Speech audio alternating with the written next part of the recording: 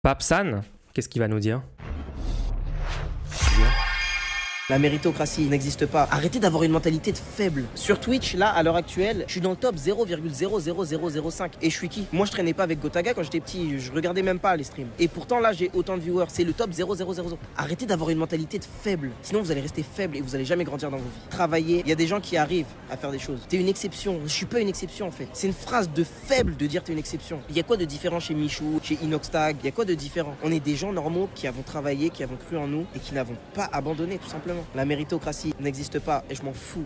Pensez ce que vous voulez, pensez ce que vous voulez. Bande de pessimistes. Vous pensez que le PSG, il y a 10 ans, ils auraient pensé qu'ils allaient gagner? Vous pensez qu'ils allaient taper 5-0 l'Inter en finale de Coupe de Ligue des Champions? Vous pensez vraiment? Quand ils étaient en train de perdre là, tout le temps perdre. Vous pensez que c'est pas lié au travail, ça, les gars? Ok, il y avait l'argent de Nasser, ok. Mais Dembélé, il a travaillé.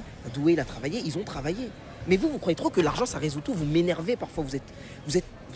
Ah, vous avez tellement une mentalité de perdant. Pourquoi vous pensez comme ça, les gars? Ça me dépite. On n'est pas perdant, juste réaliste. C'est une phrase de perdant, ça. T'as perdu, bah recommence. Fin. Mais en fait, toi, tu vas perdre 10 fois et tu vas dire, bah, je suis réaliste, en fait, je suis trop nul, j'arrive pas. Bah ouais, t'es un perdant, frère. Ok. En vrai, je suis d'accord avec certains aspects de ce qu'il est en train de dire. Je pense que... Ah, c'est vraiment compliqué comme truc. Il faut vraiment distinguer deux discours. Il faut distinguer les conseils que tu donnerais à un ami de ce que tu es en train de dire politiquement à l'échelle de la société.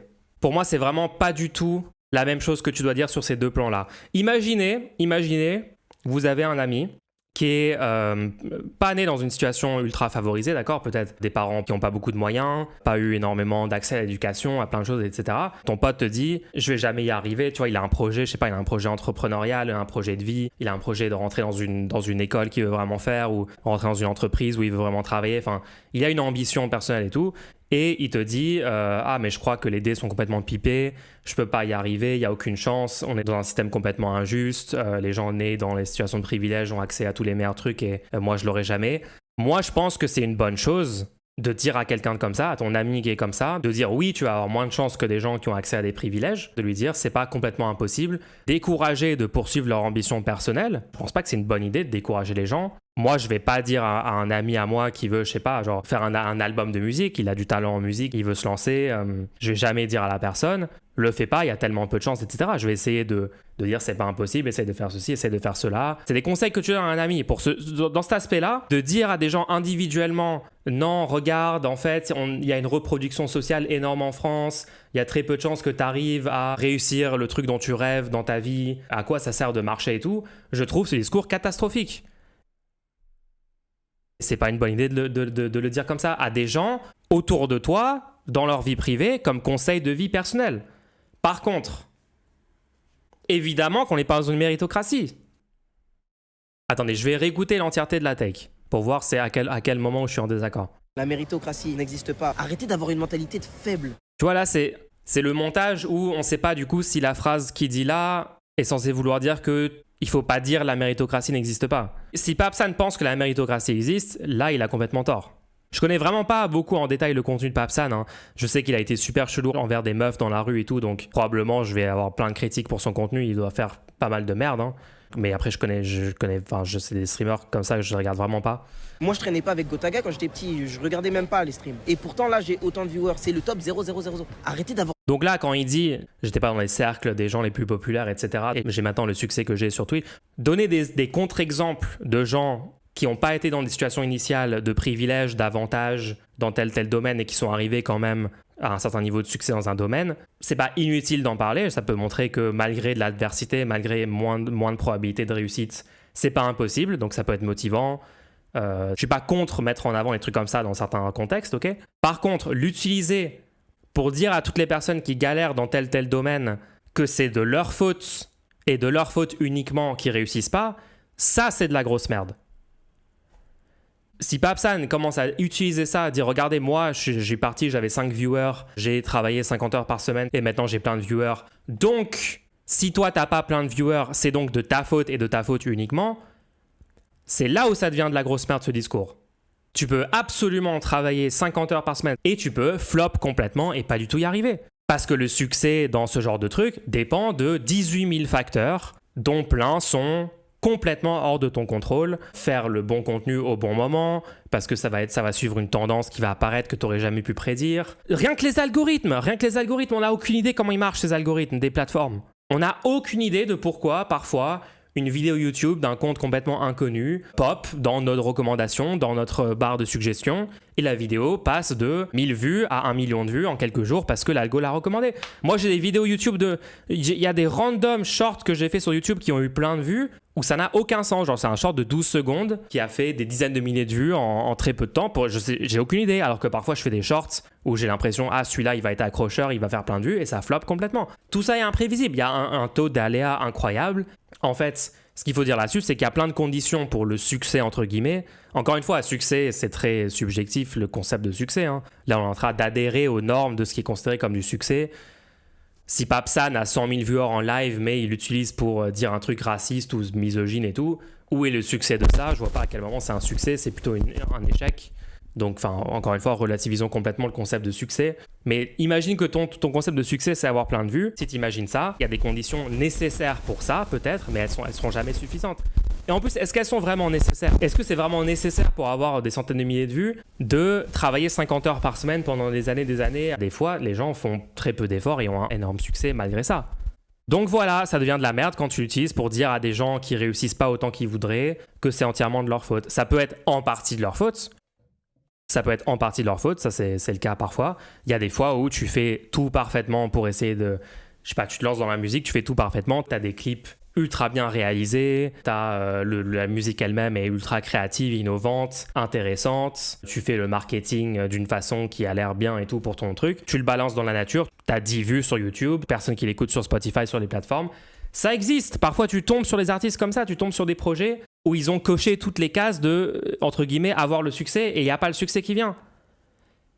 Parce qu'il y a aussi une énorme part d'aléa.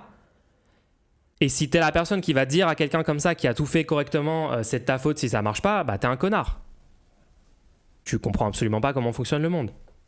Le nombre de peintres, d'artistes, etc. qui ont connu le succès dans la tombe. Oui, genre Jean-Sébastien Bach, maintenant on considère, c'est un grand artiste, était complètement inconnu de toute sa vie. Et c'est genre des random gens qui ont découvert ses partitions notées après sa mort, qui ont enlevé la poussière et qui ont commencé à jouer sur l'orgue. Ils ont dit, attends, mais en fait c'est un banger, cette fugue en do mineur, ça a fait que c'est connu aujourd'hui. Donc il y a tellement d'aléas dans la vie, le monde est tellement plus complexe que ce que prétendent les gens. Et tout ça est extrêmement influencé par les conditions initiales de naissance. Vous pensez que Louis Sarkozy, qui passe sur tous les plateaux télé, sur tous les médias mainstream, vous pensez que c'est un quelconque rapport avec un talent, avec une seule idée intéressante qu'il a présentée? Évidemment que c'est 100% Nepo Baby, 100% dû à ses conditions de naissance, il n'y a rien. Le mec a je sais pas quel âge, il n'y a aucune corrélation avec ce qu'il a fait dans sa vie, lui-même, ce qui provient de lui, de sa propre initiative, de sa propre créativité, de sa propre réflexion et tout, et sa position sociale d'être présent sur tous les plateaux télé. Vous avez des streameuses racisées sur Internet qui, en un stream de 1 heure sur TikTok, ont présenté des idées 1000 fois plus intéressantes que tout ce que présentera Louis Sarkozy de sa vie. Or, cette personne ne sera jamais sur un plateau télé de sa vie, parce qu'on n'est pas dans une méritocratie. Travailler, il y a des gens qui arrivent à faire des choses. T'es une exception, je suis pas une exception en fait. Tu as un discours dangereux de dire aux gens qu'ils peuvent réussir et perdre du temps. Donc il y avait des gens dans le chat qui étaient vraiment pas d'accord avec ma position là-dessus. Donc je vais prendre un exemple concret de ce que je suis en train de dire. Peut-être ça vous aidera à comprendre. Théodora. En ce moment, elle est en train de percer de fou dans la musique. Elle a seulement 21 ans. Mais imaginez que vous la croisez il y a 3 ans, quand elle avait 18 ans, et elle vous dit qu'elle a envie de sortir un album. Si là, vous lui répondez « Non mais Théodora, on n'est pas dans une méritocratie, t'es une femme noire, il y a un racisme systémique en France, il y a un patriarcat en France, je vais pas te donner de l'espoir que tu peux y arriver, ça serait vendre des faux rêves, etc. » À mon avis, tu serais une personne toxique. D'ailleurs, probablement que Théodora vous enverrait chier, elle vous dirait « Je m'en fous de tes statistiques, je vais poursuivre ma passion, je vais quand même tenter. » Et elle aurait raison. Appliquer des moyennes sociologiques à des individus, en fait, c'est presque toujours de la merde. Voilà, c'est juste ça que je dis. Tu as un discours dangereux de dire aux gens qu'ils peuvent réussir et perdre du temps. Je pense que c'est toi qui as un discours dangereux de rendre tout le monde déprimé dans sa vie et résigné à jamais réussir quoi que ce soit d'ambitieux. Il y a quoi de différent chez Michou, chez Inoxtag? Il y a quoi de différent? On est des gens normaux qui avons travaillé, qui avons cru en nous et qui n'avons pas abandonné tout simplement. La méritocratie n'existe pas et je m'en fous. Pensez ce que vous voulez, pensez ce que vous voulez, bande de pessimistes. Vous pensez que le PSG, il y a 10 ans, ils auraient pensé qu'ils allaient gagner? Vous pensez qu'ils allaient taper? Dans cette vidéo, il y a un mix de critiquer le défaitisme des gens et soutenir l'idée que c'est entièrement dû à ce que les individus font, leur réussite, tu vois. C'est ça le problème dans ce qu'il dit. C'est qu'il y a une confusion entre deux concepts. Mais vous croyez trop que l'argent, ça résout tout. Vous m'énervez parfois. Vous êtes... Ah! Le truc de l'argent résout tout. Dans n'importe quelle situation dans l'économie capitaliste actuelle, l'argent va toujours t'aider à un certain niveau à obtenir une réussite, puisque l'argent, c'est juste du pouvoir. Ça va juste t'aider à aller plus vite, à acquérir genre soit du matériel si tu as besoin d'un matériel, payer des gens pour faire des trucs, évidemment, acheter des services auprès d'autres personnes qui vont vous faire gagner du temps, etc., etc. Ça va forcément t'aider dans certaines capacités. Il y a plein de gens qui ont plein d'argent. Regardez, par exemple, vous avez des chaînes parfois de pseudo-médias politiques et tout en ligne qui sont injectés d'argent. Genre, tu les vois avec des studios à Paris super chers, avec des caméras 4K à 50 000 € la caméra, des rails pour faire un petit dolly pendant les plans, parce que c'est financé par tel milliardaire de droite. Et la chaîne va complètement échouer, le média va échouer. La semaine dernière, je suis tombé sur des médias comme ça, full droitard, mais qui avaient genre 1000 vues par vidéo, alors que tu vois très bien que les moyens déployés sont énormes pour essayer de faire réussir ce truc. Donc c'est aussi possible d'avoir plein d'argent et de très mal le dépenser, et que ça rate complètement, ça c'est vrai aussi. Faut savoir séparer en fait dans ce qu'il est en train de dire, qu'est-ce qui est vrai, qu'est-ce qui est faux dedans. Et globalement, vu qu'il présente le vrai et le faux en même temps, ça fait une bouillie confusionniste. Donc c'est pas très utile quoi comme take. T'as plus de chances de réussir que quand t'as rien, ouais. Faut pas être défaitiste parce que de toute façon, on est plus heureux à poursuivre un rêve inaccessible qu'à ne rien faire. C'est compliqué d'avoir une reconnaissance du travail. Ouais. Tu dois compter l'espérance de gain de temps en fonction de l'effort. Tu ne peux pas juste dire à tout le monde qu'il peut le faire. Encore une fois, les gens... Il faudrait détailler chaque situation. Parce que là, la façon dont j'ai parlé, j'étais extrêmement flou. Quand j'ai dit poursuivre un projet, entre guillemets, qu'est-ce que ça veut dire exactement? Poursuivre un projet, il y a des gens, ce qu'ils veulent dans leur vie, c'est avoir une super relation avec leurs proches, avoir une vie de famille, avoir des amis, avoir une vie sociale épanouissante, avoir des relations épanouissantes et tout. Et à part ça, ils s'en foutent de accroître leur niveau de richesse et leur niveau de confort matériel plus que ça. Ou ils s'en foutent de, inventer telle découverte en biochimie, tu vois. Il y a d'autres personnes, par contre, leur but dans la vie, c'est être scientifique de haut niveau dans un domaine super spécifique et faire poursuivre la connaissance humaine. Les objectifs personnels dans la vie des gens sont extrêmement variés, évoluent avec le temps. Les gens peuvent complètement changer d'objectifs et de priorités de vie dans un espace de 5 ans, de 10 ans. Il y a des gens qui n'ont pas beaucoup d'ambition, entre guillemets, et c'est pas forcément un problème. Enfin, encore une fois, c'est super complexe. De quoi on est en train de parler quand tu me dis le problème, c'est que notre système de valeurs est fondé sur les abstractions et des croyances. Je sais pas exactement ce que ça veut dire, tu vois. Et certains, leur but, c'est d'accumuler un maximum de richesse. Oui. Et même les gens qui veulent accumuler un maximum de richesse, il faut leur poser la question dans quel but tu veux accumuler un maximum de richesse. L'argent n'est pas un but en soi, l'argent est un moyen. Quelqu'un qui veut augmenter ses revenus et qui veut gagner plus d'argent, je peux pas dire que c'est problématique en soi de vouloir faire ça. Ça dépend pourquoi tu veux accumuler cet argent. C'est quoi ton but? Et je pense que les gens qui ont pour but d'augmenter au maximum le nombre sur leur compte en banque, qui n'ont pas d'autre but, pour moi, ils ont un problème psychologique. Il n'y a pas 0 personnes qui réfléchissent comme ça. Il y a des gens qui ont des super hauts revenus, qui l'utilisent pour accroître leur patrimoine, par exemple immobilier ou des actions, etc. Et qui, leur but dans leur vie, c'est accumuler de l'argent, accumuler du pouvoir de cet argent-là. Et c'est comme ça que ça donne des gens comme Elon Musk, des gens comme les milliardaires français, enfin voilà, la classe capitaliste et tout. Énormément sont nés dans cette situation et leur famille était déjà dans cette classe. Il y a aussi des gens qui passent de la classe des travailleurs à cette classe-là par tel moyen. Mais après, c'est quoi ton but dans la vie? Et si c'est juste ça ton but, c'est juste accroître le patrimoine, mais pour rien en faire derrière, là, il y a un gros problème.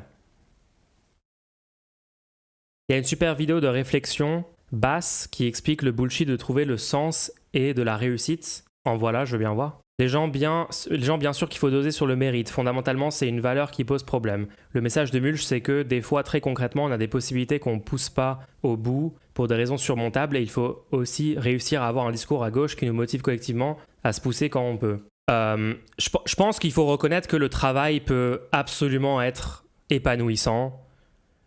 Il faut reconnaître que travailler dur sur un projet qui te motive énormément, ça peut être incroyablement bon pour toi, ça peut être épanouissant, ça peut faire beaucoup de bien dans ta vie, ça peut améliorer tes circonstances, enfin, ça c'est un truc qui est absolument vrai. Arrêtez de confondre le travail ou travailler dur et le système capitaliste. Ce qui est insupportable quand t'es dans une entreprise qui te demande de travailler super dur pour pas grand chose et qui te donne des conditions qui te font chier et qui te prennent une partie de la valeur que tu produis, ce qui est chiant là-dedans, c'est pas le travail, c'est le capitalisme.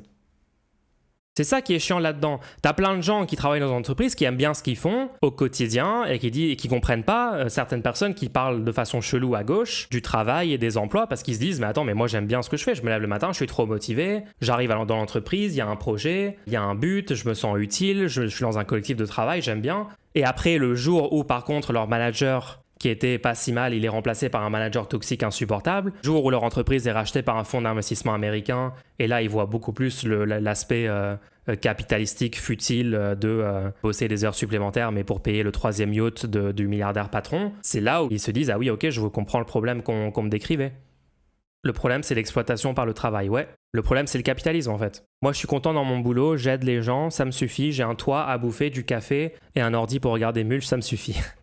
Let's go. Bosser dans un abattoir, c'est pas cool, même en URSS. Alors déjà, si à un seul moment, t'as compris que je défendais l'URSS sur ce stream, tu es déjà perdu, genre déjà, force à toi. Ensuite, bosser dans un abattoir, je suis pour la fermeture de tous les abattoirs en France. Je suis contre l'exploitation animale, donc je pense que ça règle ce problème.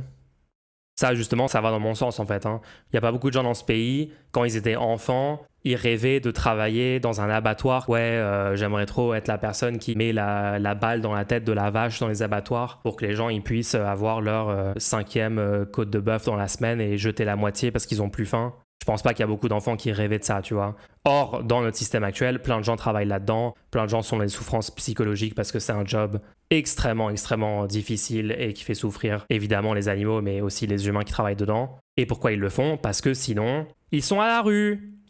Parce que le capitalisme, c'est le travail forcé. C'est soit t'es dans la misère, soit t'es à la rue ou sur des minima sociaux qui te suffisent pas du tout pour avoir une vie avec un minimum de confort, soit tu bosses. Donc les gens qui sont dans les abattoirs, c'est des gens qui sont contraints d'aller travailler là-dedans, contre leur gré. Ce n'est pas le système que je défends. On rêve pas d'être balayeur, mais il en faut exactement. Et dans le système que je défends, les gens qui font les jobs que très peu de gens font, ils seraient extrêmement rémunérés parce que de toute façon, structurellement, ça serait des fonctionnaires par le public. Et donc l'État va devoir proposer des salaires très élevés parce que si c'est des jobs que très peu de gens veulent faire, pour les inciter à venir le faire quand même, il va falloir les payer très très très bien. Il y a des gens qui sont dans le salariat, qui rêvent d'écrire des livres et qui arrivent à se faire publier. Même s'ils n'en vivent pas, ils ont réalisé leurs rêves. Ouais. C'est vraiment le réflexe du darwinisme social de dépolitiser en ramenant tout au terrain moral, faible, fort, etc. Or, être lucide sur la société et ne pas se berner, ce n'est pas une faiblesse. Je suis d'accord. Ouais, bon bref. Papsan pas clair là-dessus, hein. Les gens ils répondent quoi sur Twitter? Rien contre Papsan, perso, mais putain, je trouve qu'il dit de la merde. MDR, la France est un des pires pays de l'OCDE en termes de mobilité sociale. Il faut en moyenne 6 générations pour qu'un descendant de classe modeste atteigne la classe sociale supérieure contre 2 ou 3 pour les pays comme Danemark et Norvège. Ouais, ça c'est très bien de rappeler cette stat, hein. Il a raison. C'est qui Moa? Je connais pas. Alors oui, je suis d'accord avec sa mentalité. Genre se plaindre et se morfondre, oui, c'est de la merde, mais dire que la méritocratie existe en France, c'est faux. Et si on prend l'exemple des streamers, il y a des milliers de streamers qui travaillent, streament chaque jour, TikTok, etc. et qui ont 3 viewers. Ça, c'est vrai. Donc oui, la méritocratie existe, mais pas en France en tout cas, et encore moins dans les domaines comme le stream, etc. La méritocratie n'existe dans aucun pays du monde, et d'ailleurs n'existera jamais dans sa forme la plus pure. Ça peut être un idéal vers lequel on peut vouloir tendre, hein. Il y a des façons de définir la méritocratie et de dire c'est un idéal vers lequel on pourrait tendre, mais dans tous les cas, si certains humains peuvent naître avec des maladies génétiques qui les empêchent de faire certaines tâches qu'ils voudraient peut-être faire, et d'autres personnes non, bah de base, le concept même de méritocratie ne peut pas exister, évidemment. Il n'y aura jamais une situation où 100% des humains sur Terre auront le même niveau de privilège à la naissance. Ça, c'est juste complètement impensable. Il y aura forcément des niveaux de richesse différents, il y aura forcément des niveaux de... Même si on abolissait l'argent, il y aurait des niveaux de statut social différents. Enfin, c'est pas... La méritocratie est un mythe inventé pour justifier les inégalités sociales, oui. Après, dites-moi ce que vous en pensez, mais moi je pense qu'il y a très très très peu de gens en France aujourd'hui qui croient encore au truc de la méritocratie, hein. Genre, si t'es riche, c'est parce que tu l'as mérité forcément, et si t'es pauvre, c'est que t'as pas travaillé, je sais pas, je pense que c'est très très peu de gens. D'ailleurs, regardez à quel point Papsan se fait débunker globalement par Internet quand il dit des trucs comme ça. Il y a aussi une tendance qui est vraiment un truc de connard aussi, c'est le truc de dire « j'ai réussi et je suis parti d'en bas et c'est grâce à moi », sans jamais citer genre tous les facteurs dans ta vie qui t'ont aidé. Je me souviens très bien, j'avais une discussion à un moment quand j'étais en école d'ingénieur. Le gars me sortait, moi je suis arrivé dans cette école, j'ai réussi, mes parents ils ont pas fait des études comme moi, c'est parce que j'ai travaillé super dur, etc. Et je lui ai dit, ah ouais, c'est 100% grâce à toi. L'école publique, c'est qui l'a financé? Tous les professeurs de toutes les écoles publiques par lesquelles t'es passé, C'est qui les a payés? Et le mec essaye de me dire genre non, mais c'est quand même 100% moi. Et genre j'en pouvais plus de ce discours quoi. N'importe qui réussit quoi que ce soit dans sa vie, évidemment qu'il y a des milliers d'autres citoyens qui ont contribué à ce succès d'une façon ou d'une autre. Enfin, genre tu penses vraiment tu vas être un streamer Twitch qui a du succès s'il n'y a pas toute l'infrastructure Twitch, s'il n'y a pas tous les travailleurs de l'entreprise, s'il n'y a pas les routes sur lesquelles tu marches quand tu fais des streams IRL qui sont entretenus par des fonctionnaires, etc. Enfin, personne n'existe dans un monde déconnecté de tous les autres humains. Genre tout le monde dépend de toutes les autres personnes en fait. Moi, je me suis fait tout seul, j'avais juste un logement payé par mes parents. Papa me prêtait sa Mercedes et ils l'ont juste prêté 500 000 pour démarrer. Ouais, Trump qui dit tout ce que j'ai eu comme avantage, c'est un petit prêt d'1 million de dollars de ma famille. C'est le principe même de vivre en société, on est tous interconnectés. Ouais. Les infrastructures françaises, la situation de paix française, la bonne économie française, entre guillemets, tellement de facteurs qui aident à réussir. Bah ouais. Mais tout ça, si je débattais avec Papsan, je pense pas qu'il pourrait nier ça dans un débat direct, quoi. Il aurait l'air vraiment fou. La méritocratie, ok, mais dans le monde du streaming, elle existe à peine. Il y en a qui bossent comme des chiens pendant des années et restent invisibles pendant que d'autres explosent sur un clip ou sur un contact. Il faut arrêter de vendre du rêve. Ouais, ça c'est vrai. Là, toute la question c'est qu'est-ce que t'entends par vendre du rêve? Par exemple, moi, tu vois, si je prends l'exemple je prends l'exemple de moi parce que je connais ma situation avec le stream, etc. Quelqu'un qui viendrait me voir et qui dirait ah, mais ça fait 3 ans, 4 ans que tu fais des streams Twitch, tu fais des vidéos et t'as que 6000 abonnés YouTube. Ça flop ton truc, arrête d'essayer. La méritocratie n'existe pas. C'est pas parce que tu vas bosser dur dans les années qui viennent, 50 heures par semaine et tout, que tu vas réussir. Moi, je trouverais ça toxique comme discours, tu vois. D'inciter les gens à abandonner un truc parce qu'ils n'ont pas encore le niveau de succès maximum dans leur domaine. Ça serait chelou de dire ça. Donc est-ce que là, la personne qui dit arrêtez de vendre du rêve, elle défend ça? Bah en fait, on ne sait pas trop ce que ça veut dire arrêter de vendre du rêve. Il y a plein de gens, ils sont dans un domaine, même s'ils n'ont pas atteint le niveau de succès qu'ils voudraient à long terme, le meilleur niveau de succès et tout, mais ils n'ont qu'un succès relatif, en persévérant, ils peuvent aller encore plus haut. Et si tu pouvais regarder les univers parallèles, les différentes timelines parallèles qui se dessinent, bah en fait, si jamais ils abandonnaient, bah en fait c'est peut-être con parce qu'il y a une timeline où dans un an ils ont fait un super contenu, ils ont percé, ils ont fait plein de vues et ils ont atteint un niveau de succès qu'ils souhaitaient au départ, donc il fallait juste persévérer, tu vois. On pourra jamais savoir de toute façon, on n'a pas accès aux timelines, au multivers, évidemment ça on l'aura jamais. Donc le truc de arrêter de vendre du rêve, on sait pas trop ce que ça veut dire. En fait tout ça est assez simplement réglé en formulant le travail augmente les probabilités que ton projet marche, puis à chacun d'estimer la situation de départ et les probabilités à gagner en fonction de l'énergie disponible. Ouais, je suis d'accord avec ça. Le problème, c'est qu'il y a des gens qui se surmènent au travail en pensant que c'est comme ça qu'ils auront du succès. Encore une fois, Esther, il faudrait que tu précises beaucoup plus de quoi on est en train de parler, la situation concrète qu'on est en train de décrire. Si tu parles de personnes qui sont genre salariées et qui se disent c'est en respectant parfaitement ce que me demande de faire l'entreprise, c'est en faisant des heures sup non payées, en obéissant à tout ce qu'on me demande sans jamais demander des meilleures conditions, demander des augmentations, c'est en étant complètement en gros soumis aux dictats de l'entreprise que je vais devenir milliardaire. S'il y a des gens qui se disent ça, je sais pas, dans leur première année de travail dans une entreprise où il y a des gens parfois qui le pensent encore après 10 ans de travail alors que tu as eu une augmentation de 50% en 10 ans et tu es plus ou moins au même endroit. Hein. Mais bon, si c'est de ça qu'on parle, oui, dire à la personne continue de faire des heures sup, continue de sacrifier tout ton temps libre pour l'entreprise, c'est comme ça que tu vas avoir une belle vie et tout, oui, ça c'est absurde. Mais il y a des circonstances où le fait que quelqu'un travaille dur, c'est une bonne idée et lui dire de continuer, ça peut être une bonne idée. Enfin, encore une fois, c'est très relatif à la situation précise. En fait, moi, c'est simple les gens. Moi, le monde que je défends, le monde que je vois advenir, c'est un monde où, quand les gens travaillent dur sur un truc, 100% du temps, c'est parce que c'est voulu. C'est parce que c'est des personnes qui sont ultra motivées de faire ce travail et qui veulent travailler 50 heures par semaine sur tel truc. Que ce soit s'occuper d'enfants, que ce soit venir en aide à des gens en difficulté, que ce soit innover dans un domaine artistique, scientifique, technologique, etc., etc. C'est parce que c'est un truc voulu. Et ça, comment tu le fais? En garantissant les besoins vitaux. En disant, en France, tout le monde a accès forcément à de la nourriture, autant de repas qu'il faut pour être bien nourri gratuitement par l'État français, avec des cantines publiques gratuites partout dans le pays, un service public des repas. Deuxièmement, le logement, tu as forcément accès à un logement gratuit de l'État garanti.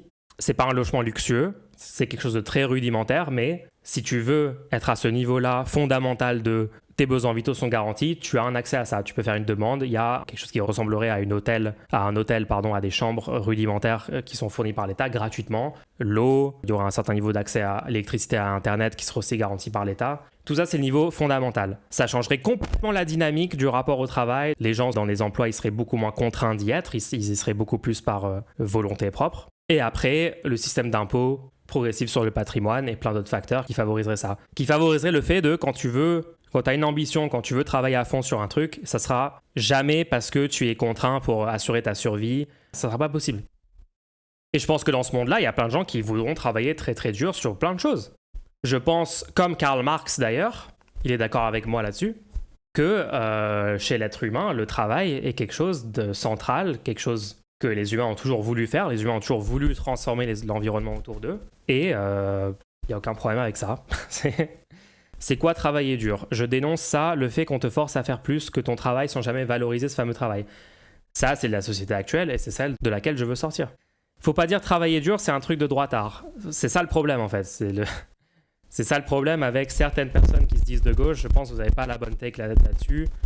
Le concept de travailler dur, de faire un effort, c'est pas un truc qui n'existe pas. C'est un truc absolument valide et qui existe. Et si les gens veulent le faire, c'est bien qu'ils puissent le faire et qu'ils le fassent. Tu peux arrêter de name drop des vieux mecs. Voilà. Je vous ai bien préparé, c'est bien. Le micro STP. Pardon. Mulch, s'il y a des cantines populaires et un droit au logement gratuit, pourquoi on aurait besoin de salaire et de monnaie pour améliorer ta condition? Je pense que dans le système économique que je défends, avec la garantie des besoins vitaux, il y aurait très peu de gens qui auraient envie de se contenter de ce logement très rudimentaire, gratuit de l'État, des cantines publiques, 3 repas par jour, complètement tes besoins en calories, en nutriments, etc. Ça sera de bonne qualité. Ça sera pas genre un resto 5 étoiles, c'est un minimum vital. Mais si tu veux vivre comme ça toute ta vie, force à toi, fais-le, il n'y a aucun problème avec ça. C'est un choix de vie. Je pense statistiquement, très très très peu de gens feront ce choix de vie parce que les gens ont envie d'avoir un logement de meilleure qualité, ils ont envie d'être dans un plus grand confort, ils veulent pouvoir sortir au resto, manger, ils veulent pouvoir cuisiner eux-mêmes. C'est un minimum vital. Hein. Je rappelle que ce tir de base, c'est déjà pour assurer qu'il y ait 0 sans-abri en France. Donc les premières personnes qui vont aller dans ces logements, c'est des gens qui aujourd'hui sont à la rue. Ou des gens qui aujourd'hui sont, sont mal logés dans un logement insalubre, inconfortable, qui payent beaucoup trop cher tous les mois. Ils vont se dire, mais non, je vais arrêter de faire caissière à Auchan juste pour payer mon studio à 800 € par mois à Paris. Je vais arrêter de faire ça, je vais aller dans le logement rudimentaire fourni par l'État. Je vais quitter mon job, je vais rester dans mon job et avec ce logement rudimentaire, je vais pouvoir économiser, me sortir un peu d'une galère économique. C'est de ça qu'on parle, les gens. C'est le niveau de base de la société. C'est pas ce que tout le monde va faire. Donc, pourquoi il y aura besoin d'aller dans les emplois, d'avoir un salaire et tout? Pour élever ton niveau. Et aussi parce que je pense pas que la majorité des gens ont envie de rester chez eux dans le logement gratuit de l'État et sortir juste pour aller manger à la cantine. Je pense pas qu'ils vont se sentir épanouis et bien dans leur vie en faisant ça. Il y aura des gens qui feront ça, hein, et c'est leur choix, mais je pense pas que ce soit une majorité. Je pense que c'est une très petite minorité. C'est là où je trouve qu'il y a une contradiction dans ce que tu développes. Tu affirmes que les gens veulent travailler et je te suis là-dessus. Mais tu sembles considérer qu'il ne faut pas offrir de trop bonnes conditions gratuitement? Comment ça? Qu'est-ce qu'on appelle des trop bonnes conditions? À un moment, les gens, si la proposition c'est il faut que chaque citoyen ait accès à un 40 mètres carrés de qualité en centre-ville et à un repas digne d'un restaurant de qualité 3 fois par jour gratuitement par l'État, je suis désolé les gens, à un moment c'est pas possible en fait. Cette proposition politique, vous pouvez pas la faire économiquement, ça se tient pas du tout. Les fonctionnaires qui vont bosser pour construire ces logements, pour les entretenir, pour assurer juste ces cantines publiques et tout, fais un ordre de grandeur, tu regardes le nombre de gens qui doivent être embauchés, comment t'assures que ces jobs soient remplis en effet par des gens? Comment t'assures que les gens aillent travailler réellement? Il faut qu'il y ait un système d'incitation minimum. Allez voir le débat, on a fait un bon débat avec Tsitsimitl. Bien fait pour tous, et Tsitsimitl avait débattu de ça. Je sais pas si je l'ai reposté sur la chaîne, je dois le remettre. Mais ce débat-là, il était sur ça, sur Tsitsimitl, c'est un communiste libertaire, lui défendait un système de prise au tas, si je me souviens bien, ou quelque chose qui s'apparente à la prise au tas. On n'était pas d'accord avec ça, on en a parlé. Ce qui est paradoxal, c'est que si on fait ça, la vision du chômage de la théorie néoclassique devient valide, car en effet, dans ce système, tu n'as pas besoin de travailler pour vivre. Peut-être, ouais. Je sais pas trop ce que dit la théorie néoclassique là-dessus, mais ouais. Je pense qu'il y a beaucoup de gens, dont moi, qui sont prêts à faire des jobs merdiques du simple fait qu'ils considèrent que ces jobs sont indispensables. Ouais, alors le fait est qu'il n'y a aucune garantie que le nombre de personnes dans la société qui a envie d'aller produire de l'insuline corresponde au nombre de personnes nécessaires pour que ce travail soit fait dans des proportions suffisantes pour fournir les besoins de 100% des gens.